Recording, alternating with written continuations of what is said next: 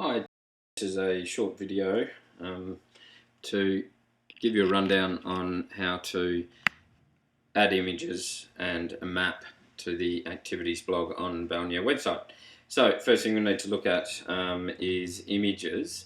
What I'm going to do is, if we look at the posts that are available, so these are all pre-loaded, but the activities blog isn't at present live, but the one that we're going to work on now is the Mount Clarence Parklands, because as you pointed out, Mount Clarence, it's actually Mount Adelaide, but it is the Mount Clarence Parklands on Mount Adelaide.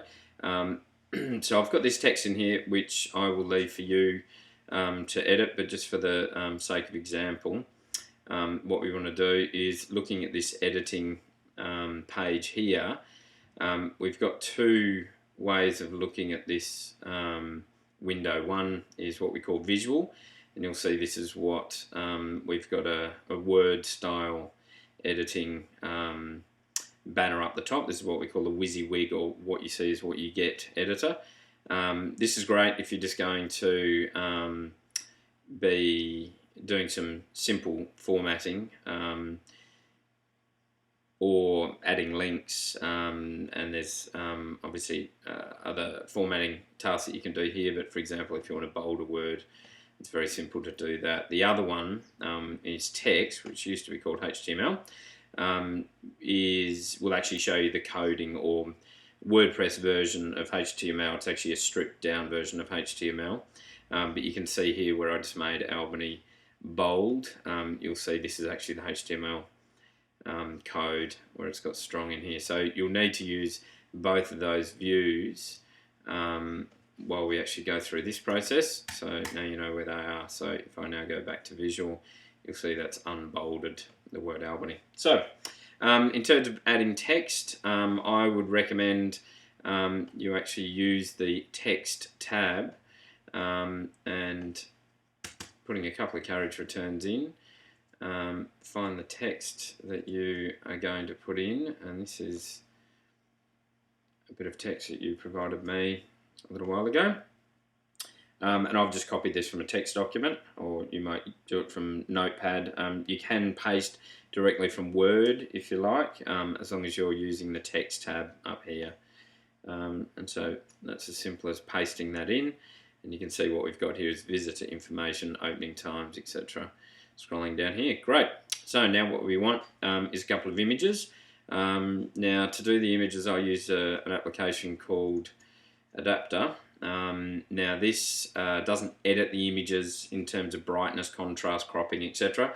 What it does do very well is to actually reduce the size, reduce the resolution, and the physical size. So I have done a blog on this. I know that you're on PC, but there is a PC version. It doesn't look exactly the same as this, but it has got similar functionality. And it's simply a matter of selecting an image. So if I go this one, which I think that is Mount Clarence on the left and Mount Adelaide on the right. And then you can see up here it's 1.4 meg. That's going down to 30 kilobytes. I've actually just done two images, so I've actually set this to JPEG up here. This is the directory where I'm actually saving it to. Now this file name I will name. Any images you're going to be putting on the website, they can't have spaces in between the words. They've got to be full names, so I'll just get rid of that, and what I'll put in is Mount Clarence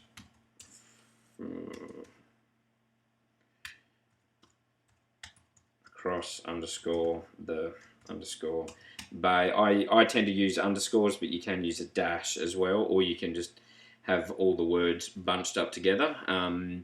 It is better for SEO if you've actually got spaces in between them, because it's easy for the search engines to index the name, and then there's not going to be any confusion as to what the words are if they are separated by underscores. So resolution here, I've got these set at 650. And because the aspect ratio is locked, whatever I set that to will change the height. So it's very straightforward. So if I get 650 on those, That's medium quality, and that's down to 30 kilobytes. I think for these images that are on the blog, these are actually going to come up to a larger size when they're clicked on. So I reckon if you aim for about 30 kilobytes, that's good. Try not to go over about 50. So that's done. That's processed. I can remove that and I can close adapter. Now to add these to the page, if you go to the bottom of the content that's already in there, so you can see this is all the content.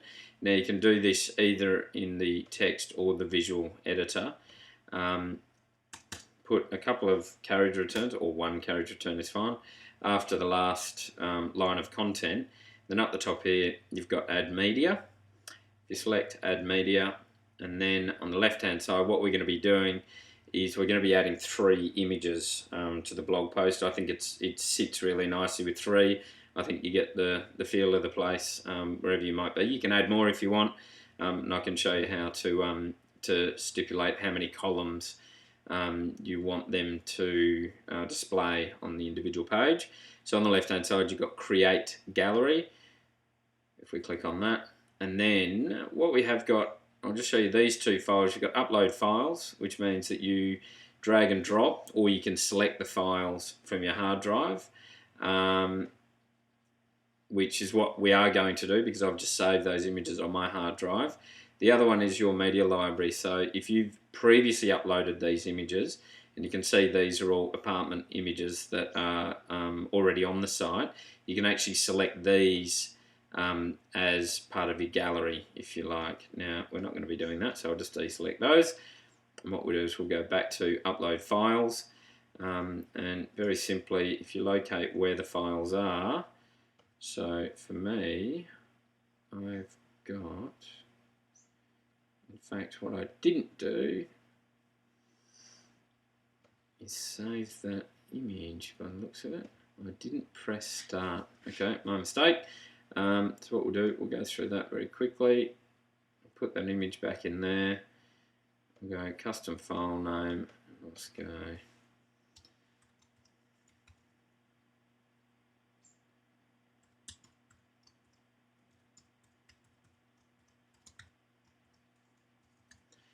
Across the Bay, and that size is still the same and still medium, so it's coming out about 30 kilobyte. What I didn't do is actually press the start button up here. Doesn't exist. Would you like to create it now? Cancel. So I need to browse for that.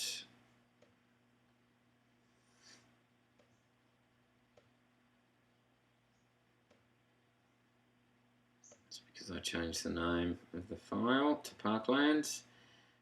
Hit start, and that's done. So I can close that. Now back to uploading files to the blog module or to the website. So once you've located the images that you've optimized in terms of size, you can select those and simply drag and drop them. So they're now being uploaded to the media library, and of those 3 images you can see it's these are now in the media library. That's why you can see all the others. Now importantly, what we need to do is add the alt tag or the alt text to these. So what we need to do, for some reason I've actually got 2 of those, so I think what I'll do is I'll put both of them in for now, just so you can see the process. So the alt text might be something Mount Clarence and Albany, WA. It's good to think about SEO, what people might be searching for when you're putting in the alt text. Obviously describe what's in the image, but it doesn't hurt to put in keywords that people might be searching for in terms of accommodation, Albany, WA, Western Australia, etc. So that one's great. So that one's saved, as it says up in the top right. So if I do this one, and I go walkway near Middleton Beach, Albany, and tab out of that, and you can see up there that says saved. So that's that one, and that one I'm not going to bother because I'll actually be removing that one. But for now, what I'll do is we'll include these three. So these three have got the ticks on them, which means what I need to do is go click New Gallery. That is, I can reorder these if you want to change the order of them. It's very simple to do that. And on the right hand side, we've got gallery settings. Now to have these, if a visitor clicks on the image, it pops up as what we call a modal window, but basically they get larger on the screen when you click them. Click on media file. Now columns, I've got this set to 3, and that fits well on the page. So if you just leave those set to 3, and if you want to leave it as default, it means these 3 images will show up on the page as opposed to 1 image, and then insert gallery. And that is the gallery inserted here, and then all we need to do is go update.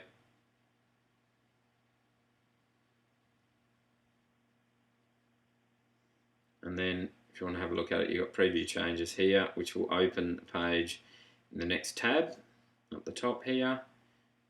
And if we click on that and scroll down, so you'll see this was the existing text.